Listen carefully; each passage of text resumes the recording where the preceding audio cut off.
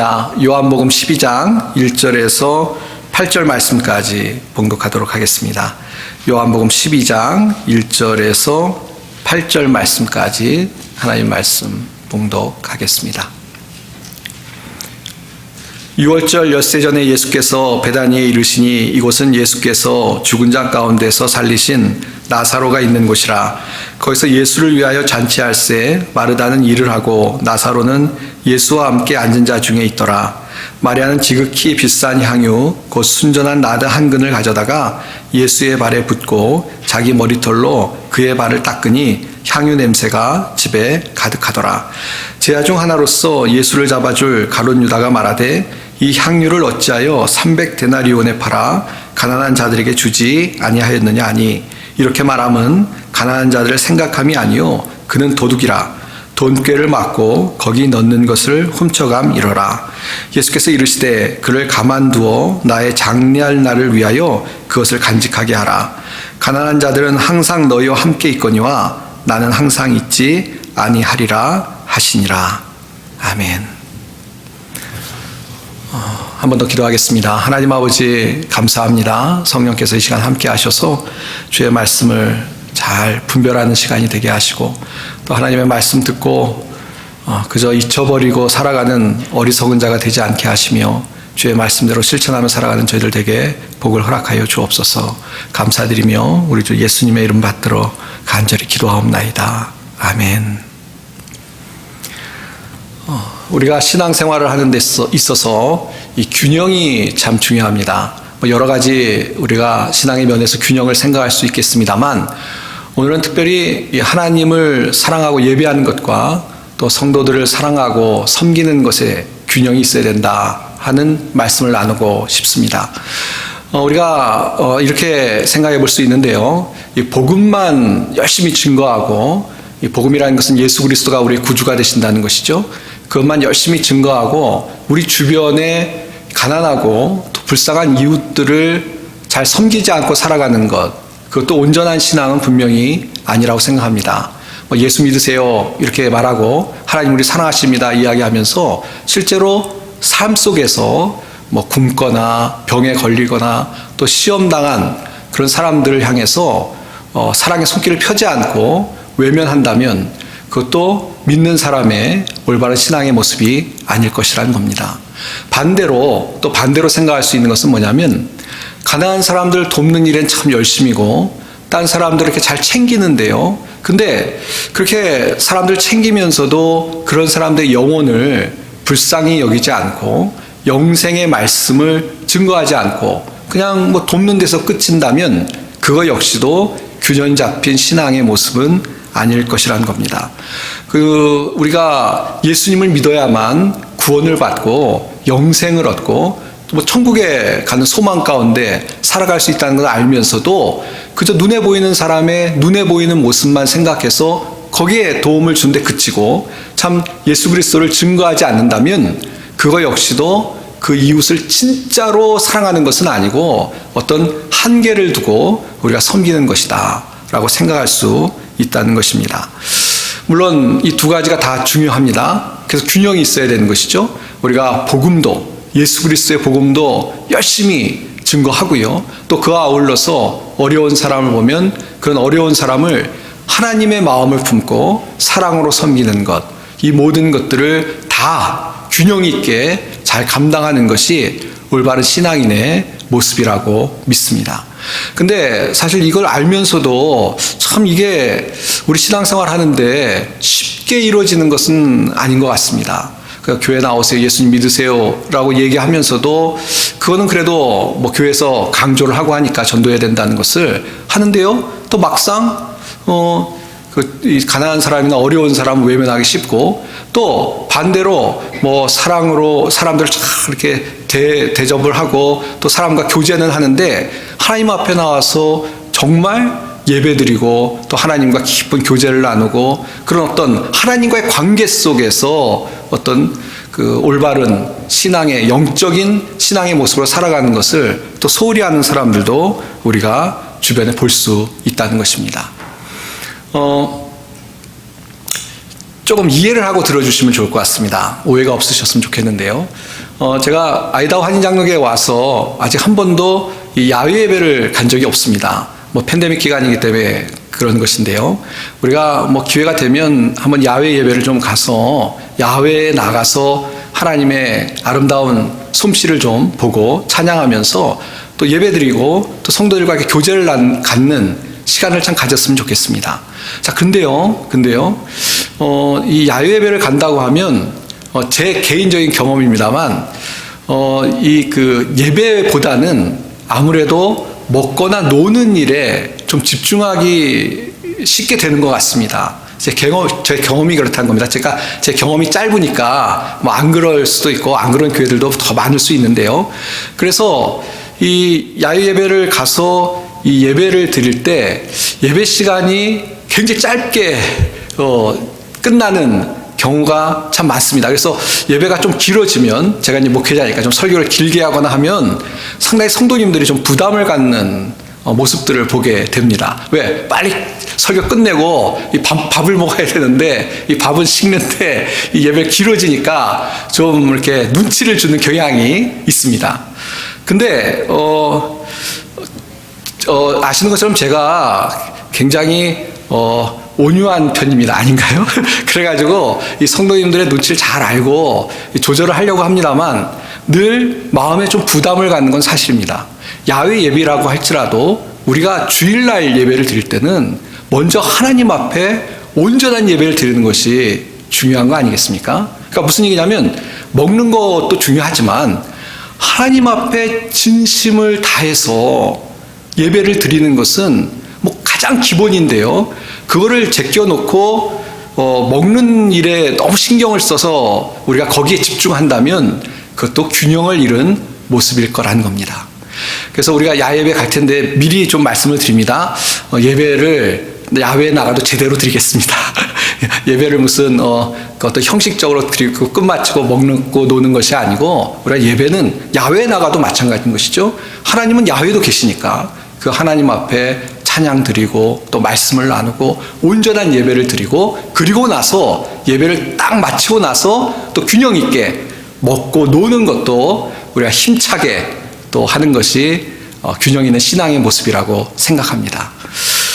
이것이 바로 신앙의 균형 아니겠습니까? 우리가 하나님을 경배하고 예배하고 또 예수 그리스도의 복음을 증거하고 하는 이런 어떤 영적인 부분을 소홀히 하지 않고 그것도 중요하게 생각하고 또 반대로 또 우리가 이웃 간에 또 사랑하는 성도들 간에 교제하는 일에도 소홀히 하지 않고 중요하게 하는 이렇게 균형 있는 신앙생활을 하는 것이 하나님께서 우리에게 원하시는 신앙의 모습이라고 확신합니다.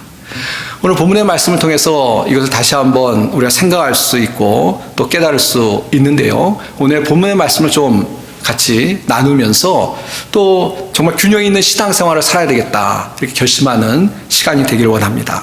오늘 이 본문의 말씀의 그 내용은 이렇습니다. 예수님께서 나사로와 마르다와 마리아의 집에 가셔서 그곳에서 식사를 대접받는 그런 이야기가 소개되고 있습니다. 특별히 그 2절 말씀 보면요. 거기서 예수를 위하여 잔치할세 그랬습니다. 그러니까 이 나사로, 마르다, 마리아가요. 아주 특별한 시간을 예수님을 위해서 준비했던 것을 우리가 알 수가 있습니다. 이것은 예수님을 위한 잔치였습니다. 그냥 뭐 식사하는 정도가 아니라 이 잔치라고 표현했으니까 아마 준비를 잘하고 특별한 시간을 가졌던 것으로 보여집니다.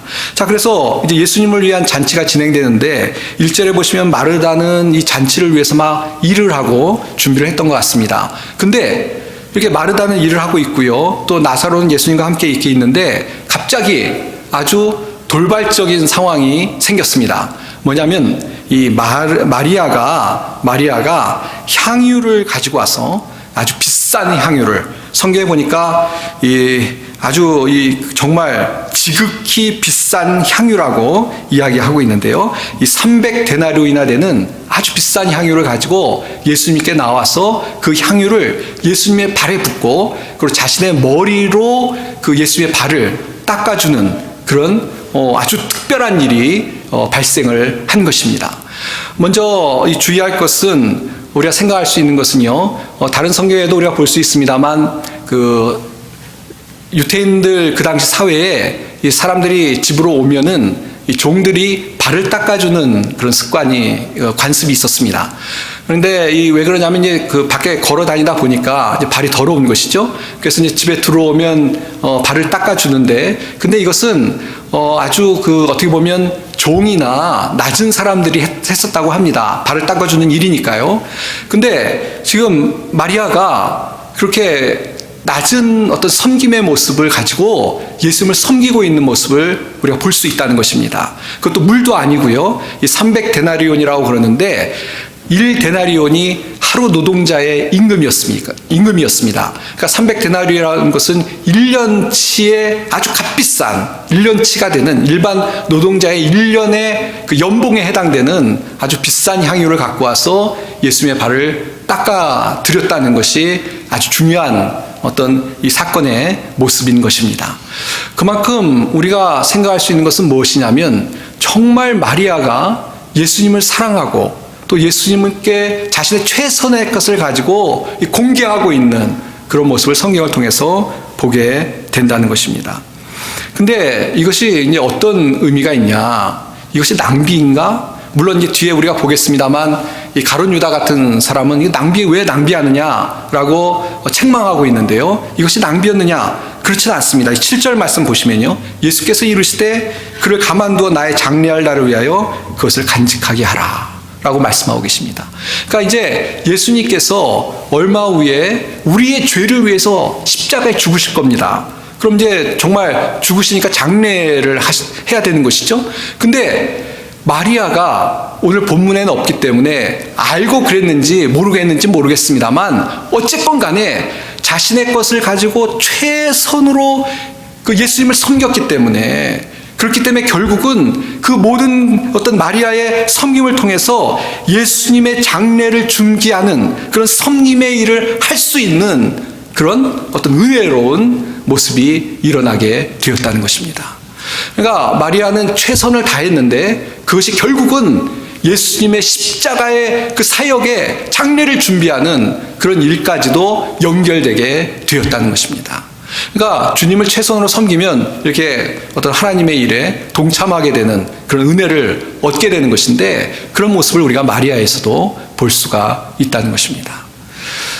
오늘 본문의 말씀을 보면서 우리가 생각할 수 있는 것은요, 저는 그렇습니다. 주님을 섬기는 일에, 하나님을 섬기는 일에 낭비라는 것은 없다고 생각합니다. 하나님을 섬기는 데 무슨 낭비가 있겠습니까? 이 가룟 유다는 비싼 걸 왜 그렇게 낭비하느냐 그러는데, 하나님을 섬기는데 무슨 낭비가 있겠습니까? 물론 이것은 하나님을 섬기는데 꼭 비싸고 사치스러운 것으로, 아주 호화로운 것으로 하나님을 섬겨야 된다는 그런 이야기는 분명히 아닙니다. 하나님을 섬기는데 우리의 최선의 것을 가지고 최선을 다해서 섬기는 것이 중요하다라는 것을 강조하고 있는 줄 믿습니다.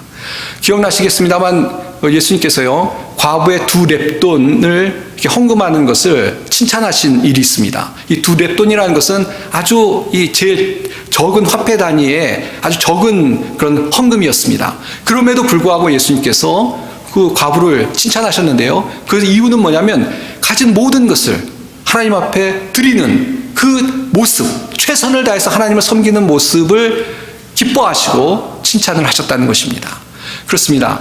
하나님을 섬기는데 사치스럽고 호화롭고 그런 것이 아니고 정말 내 마음에서 우러나는 그런 마음을 가지고 내가 할 수 있는 최고의 것, 최선의 것을 가지고 하나님을 섬기는 것이 마땅하고 중요한 줄 믿습니다. 그래서 그런 모습으로 지금 마리아가 섬겼기 때문에 사실 예수님으로부터 칭찬을 받는 것이고요. 또 그런 섬김을 통해서 예수님의 장례를 준비하는 그런 은혜로운 역사에 동참할 수 있게 되었다는 것입니다. 사랑하는 성도 여러분, 우리가 신앙생활 하는데요, 이렇게 우리의 우선순위가 이 하나님을 예배하고 하나님을 섬기는 일에 우선순위가 있어야 될 줄 믿습니다. 그래서 이 마태복음 22장 36절 38절 보시면, 선생님, 율법 중에서 어느 계명이 크니까? 예수께서 이르시되 내 마음을 다하고 목숨을 다하고 뜻을 다하여 주 너희 하나님을 사랑하라 하셨으니 이것이 크고 첫째는 계명이요 그랬습니다. 우리가 신앙생활 하는데 제일 중요한 것이 무엇이냐? 제일 첫째 되는 계명이 무엇이냐? 하나님을 사랑하고 마음과 목숨과 뜻을 다하여 하나님을 사랑하고 섬기는 것인 줄 믿습니다. 이것이 이제 신앙에 있어서 우선순위가 되어야 된다는 것입니다. 예. 우리가 신앙생활 하는데 다른 무엇보다도 제일 중요한 것이 무엇이냐? 바로 하나님과의 관계이고 하나님을 올바로 예배하고 하나님을 경배하고 하나님을 찬양하고 하나님을 섬기며 살아가야 된다는 것을 잊지 않고 신앙생활하는 우리 모든 성도님들이 다 되시길 바랍니다. 교회 나가면데요, 사람들이 어떻게 보면 그렇게 얘기할지 모릅니다. 착하게 살면 되지 뭐. 안 그렇습니다. 착하게 산다고 되는 것이 아니고요. 그건 일반적인 종교 생활이죠.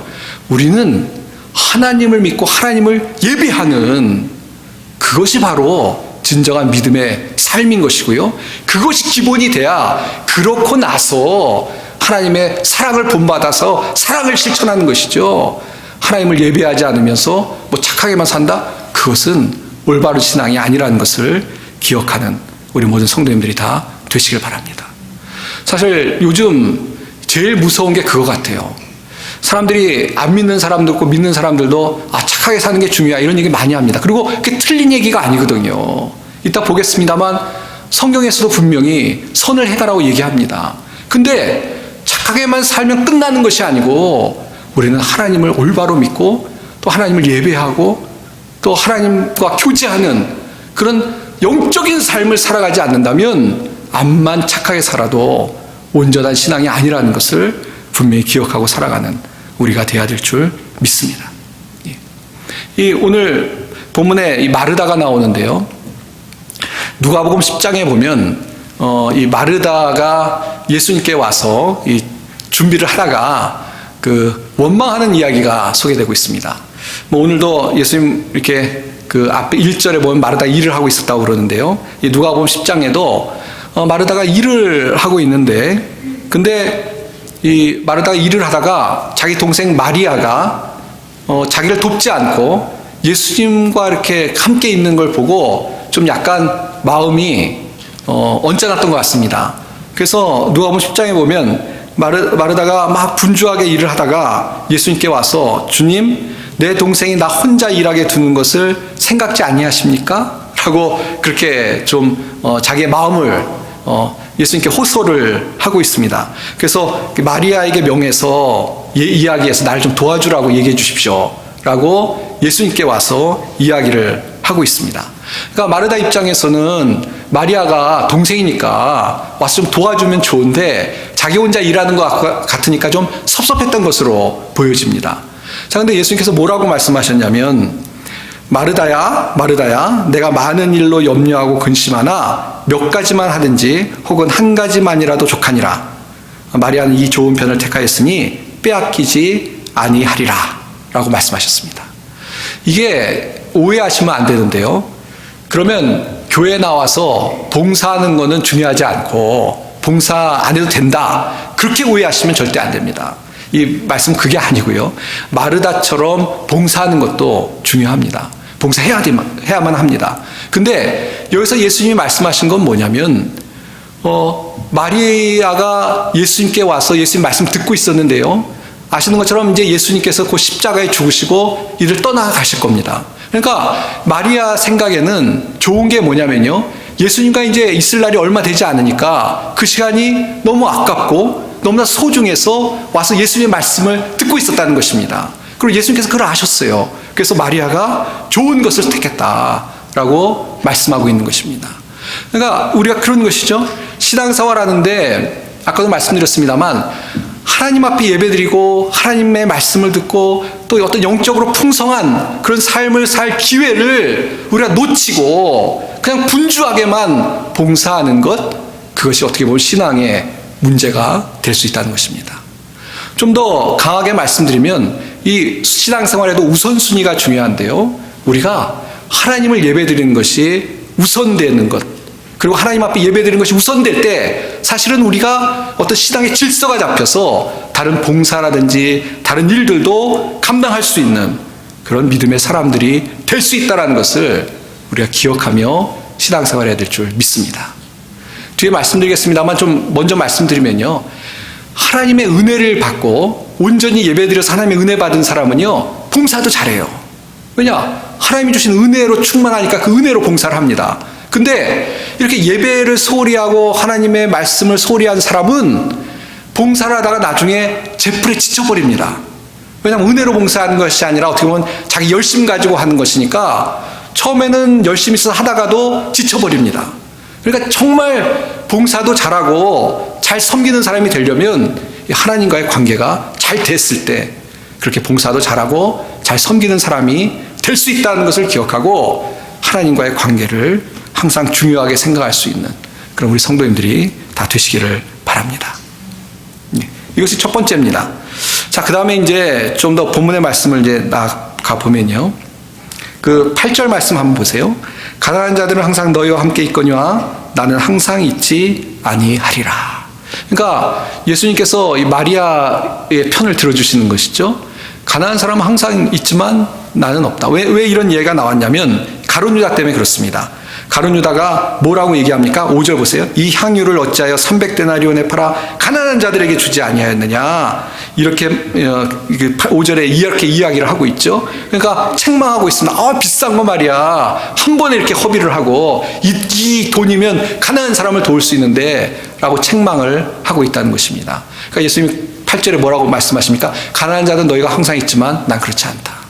그러니까 이 마리아의 섬김이라는 것이요. 예수님의 장례를 준비하고 또 어떤 낭비가 아니라 참 귀한 하나님께 드리는 섬김이었다라는 것을 예수님이 인정해주고 있다는 것입니다. 어쨌건 첫 번째 제가 강조드린 것은 이렇게 하나님과의 관계가 중요하다는 것입니다. 자, 두 번째는 무엇이냐면 이 가룟 유다를 통해서 생각할 수 있는 것인데요. 가난한 자를 돕는 것 맞습니다. 해야 되는 것입니다. 오늘 본문의 말씀을 열심히 읽어보십시오. 예수님께서 야, 가난한 자 돕는 거 아무것도 아니야. 나만 섬기면 돼. 이렇게 말씀하신 구절이 있습니까? 없습니다. 예수님도 가난한 자를 섬기는 것이 옳다고 인정을 하신 것이 분명합니다. 그러니까 뒤에 8절에 우리 읽은 것처럼 가난한 자는 너희와 항상 있지만 난 항상 있지 않으니까 지금 이 순간에는 이렇게 향유를 부어서 발을 씻는 것이 옳다라고 인정을 하신 것이죠. 가난한 사람 도울 필요 없다라고 말씀하신 것은 결코 아니라는 것입니다. 사실 오늘 본문의 말씀에도 그렇습니다만 예수님께서 이 가난한 자들에 대해서 선을 베풀어야 될 것은 여러 번 말씀하셨습니다. 제일 아마 기억나는 말씀 중에 하나가 이 여리고로 가다가 강도를 만난 사람을 도운 선한 사마리아의 비유를 기억하실 것입니다. 이 어떤 사람이 여리고로 내려가다 강도를 만났습니다. 그래서 다 물건 뺏기고 죽게 됐습니다. 근데 레위 사람이나 제사장은 그냥 지나쳐 갔어요. 근데 이 사마리아 사람은 불쌍히 여겨서 그 사람을 치료하고 그 사람을 데리고 여관에 가고 그런 선을 베풀었습니다. 그러니까 예수님께 말씀의 핵심은 뭐냐면 우리가 바로 그런 사마리아 사람처럼 선한 이웃이 되어야 된다라고 말씀하신 것입니다. 그러니까 예수님도 가난한 사람이나 불쌍한 사람, 어려운 사람에 대해서 당연히 도와야 된다고 말씀하고 있습니다. 아까 마태복음 말씀드렸는데요. 첫 번째 계명은 하나님을 사랑하라는 것이죠. 두 번째 계명은 뭡니까? 둘째도 그와 같으니 내 이웃을 내 자신같이 사랑하라 하셨으니 이 두 계명이 온 율법과 선지자의 강령이니라 그랬습니다. 그러니까 하나님만 사랑하는 것이 아니고요. 올바로 신앙생활하는 것은 무엇이냐면 하나님을 사랑하고 그리고 이웃을 내 자신과 같이 내 몸과 같이 사랑하라 라고 하나님이 말씀하고 있다는 것입니다. 그러니까 우리가 신앙의 균형이 있어야 됩니다. 하나님을 사랑하고 그 다음에 뭡니까? 이웃도 사랑하는 그런 사람이 되어야만 한다는 것입니다. 마태복음 25장 40절에도 이런 말씀이 있는데요. 임금이 대답하여 이르시되 내가 진실로 너에게 이르노니 너희가 여기 내 형제 중에 지극히 작은 자 하나에게 한 것이 곧 내게 한 것이니라 하시고 하는 구절입니다. 이 구절은 예수님이 말씀하신 건데요. 우리가 예수님을 이제 대접을 해야 되죠. 예수님을 섬겨야 됩니다. 근데 이 땅에서 어렵고 힘들고 한 작은 한 사람을 우리가 사랑으로 대접한 것이 사실은 예수님을 대접한 것이다 라고 말씀하고 있다는 것입니다. 그만큼 이웃을 사랑하는 것에 대해서 강조를 하고 있습니다. 또 뭐 예수님의 말씀은 아닙니다만 성경의 말씀 하나 더 찾아보면요. 에베소 4장 28절에 도둑질하는 자는 다시 도둑질하지 말고 돌이켜 가난한 자에게 구제할 수 있도록 자기 손으로 수고하여 선한 일을 하라 그랬습니다. 선한 일을 하라고 분명히 우리에게 말씀하고 있습니다. 그렇습니다. 우리가 이것도 행해야 되겠는데요. 우리가 그냥 교회 나와서 예배 드린다고 끝나는 것이 신앙생활의 전부가 아닙니다. 세상 속에 나가서 하나님의 사랑 받은 걸 가지고 세상 속의 사랑을 실천하는 그런 올바른 믿음의 삶을 살아가는 우리가 되어야 될 줄 믿습니다.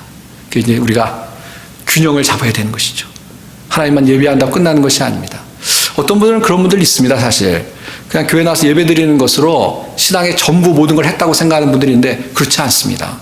우리가 뭐 성도를 섬기고 또 세상 속에 나가서 어려운 사람들을 섬기고 또 선을 행하는 것이 우리 그리스도인의 모습이 되어야 된다는 것을 꼭 기억하고 살아갈 수 있는 우리 성도님들이 다 되시길 바랍니다. 예. 오늘 특별히 가룟 유다는 이렇게 가난한 자 섬겨야 된다고 얘기를 하지만 사실은 보시면 가난한 자들을 염려한 것이 아니고요. 6절 말씀 보시면 이렇게 말하면 가난한 자를 생각함이 아니요 그는 도둑이라 돈꾀를 맞고 거기 넣는 것을 훔쳐가미러라 그랬습니다. 사실은 뭐가 아쉬웠냐면요. 자기 주머니에 들어올 돈이 못 들어오니까 그게 아쉬웠다라는 것입니다. 실제로 이 신앙적으로 하나님과 올바른 관계가 안 된 사람이 뭔가 선한 일을 하려고 하다가 아까도 말씀드렸습니다만 지치기도 하고요. 그냥 좀 하다가 너무 힘들면 그냥 지쳐서 포기하기도 하고요. 또 어떤 경우에는 이 믿음으로 하지 않으면 하다가 이 가룟 유다처럼 사기꾼이 되는 게 있는 것 같아요. 사기꾼이 되기도 하는 것 같아요. 물론 자신을 헌신해서 선한 일을 하는 사람들이 더 많습니다만 그 중에 보면 이 자기 배를 불리려고 사람들을 이용하고 하나님을 이용해서 가난한 사람 돕고 선한 일을 하는 척 하면서 사실은 자기 배를 배불리는 채우는 그런 사람도 분명히 우리가 볼 수 있습니다. 잘못된 사람인 것이죠. 하나님께 크게 책망받을 사람들입니다. 근데 저는 그렇습니다. 우리가 아까도 말씀드린 것처럼 하나님과의 올바른 관계가 분명한 사람은 선한 일도 더 잘할 수 있다라는 것이 제 어떤 개인적인 믿음입니다.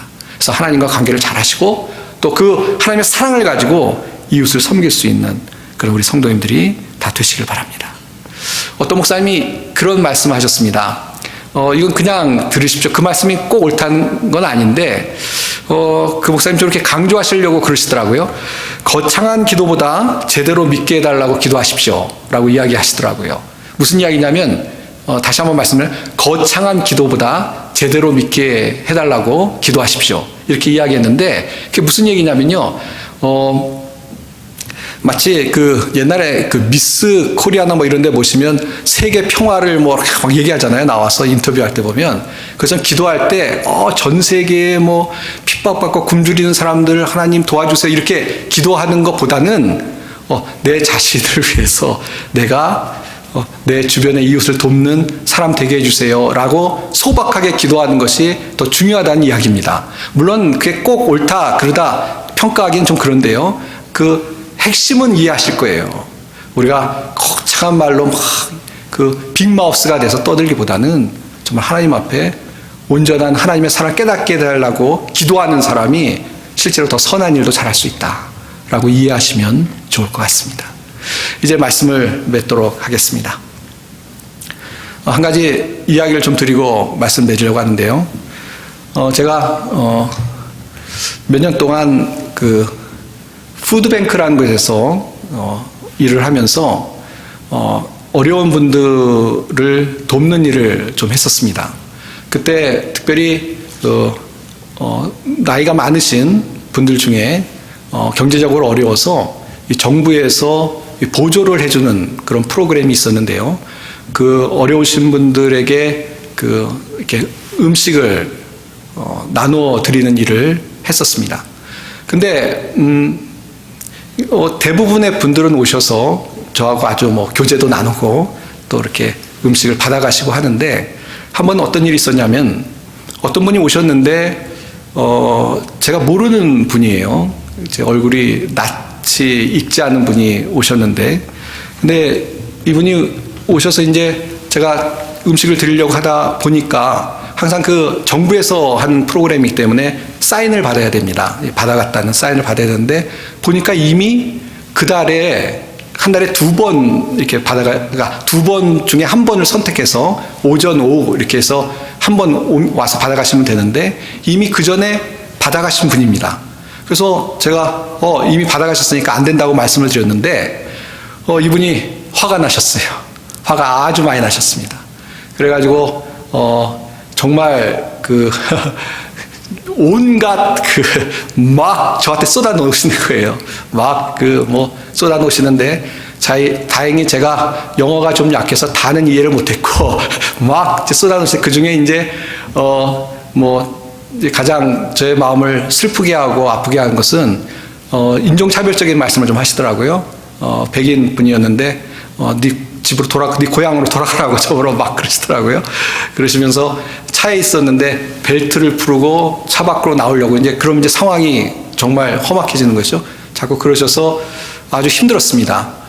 그래서 이제 진정을 시켜드리고 저 나름대로 설명을 해드리려고 했는데, 저도 그때는 그 일을 한 지가 얼마 안 돼서 제가 그 서류가 어떤 서류가 있는지 잘 몰랐어요. 그 서류를 보여드려야 되는데 그 서류를 못 보여드리니까 어떻게 이미 제 이야기를 들을 준비가 안 돼 있으니까 참 힘들었습니다.